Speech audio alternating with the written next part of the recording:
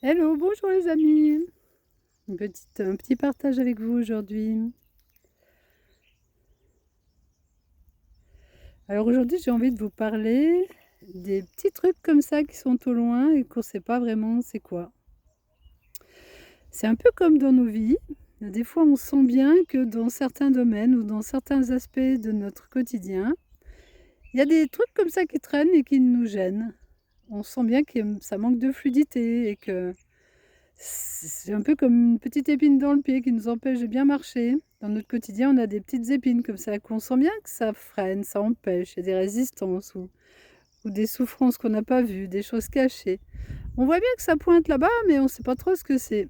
Mais on continue notre vie tout en étant un peu gêné.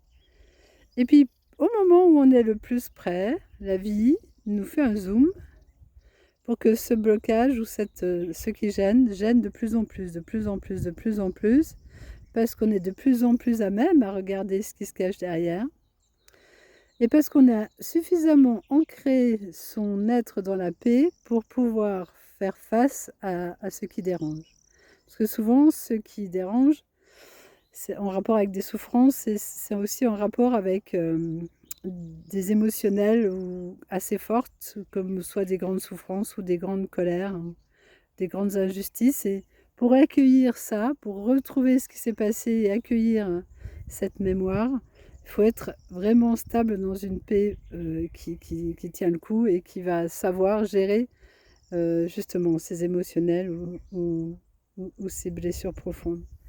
Mais au moment où on est prêt, ça y est, la vie nous montre de plus en plus ce truc et on est obligé de mettre le zoom dessus pour vraiment remettre le nez et se dire c'est quoi qu'il y a là. Alors il y a des fois on arrive à le faire tout seul, il y a des fois on a besoin de quelqu'un. Et après on sait, on se dit ah c'était ça. Et du coup, en étant conscient de ce qui s'est passé, en conscientisant cette blessure, en mettant le focus dessus et en faisant des étapes qu'il s'agit de faire aussi, soit de pardon, soit d'acceptation, et ben cette petite verrue là qui gênait, ben, elle va disparaître.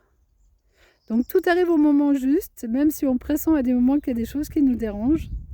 On n'a pas forcément besoin d'aller voir tout de suite dedans, mais à un moment donné, ça devient évident que c'est ça qui est à regarder et c'est ça qui est à traiter. Et la vie va amener justement un certain nombre de synchronicités qui vont mettre en évidence ce problème une fois, deux fois, trois fois et qui va nous le faire voir sous différents angles pour que vraiment on l'a au bout du nez et qu'on le regarde sous différents aspects et pour qu'on plonge dedans et qu'on fasse ce travail de libération. Ça, c'est dans l'histoire du personnage toujours, hein.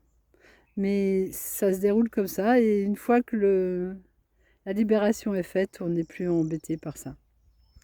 Après, on peut se positionner aussi dans un autre champ de conscience, c'est-à-dire voir que tout ça, ça apparaît au sein de la conscience, que la conscience, elle n'est pas du tout touchée par ces événements ou par ces blocages ou ces émotionnels forts. La conscience est toujours dans la paix.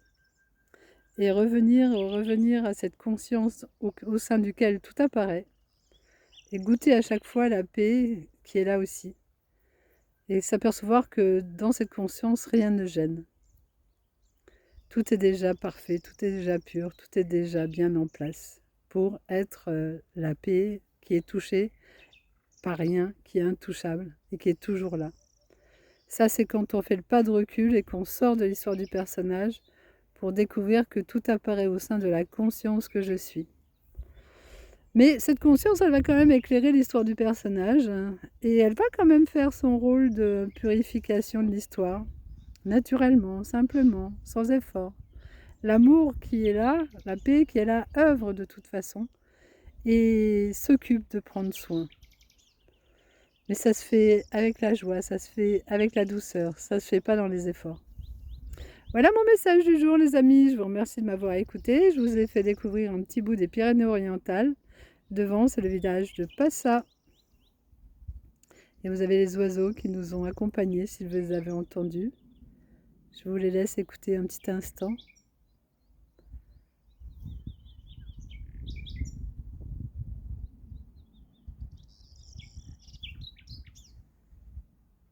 À bientôt.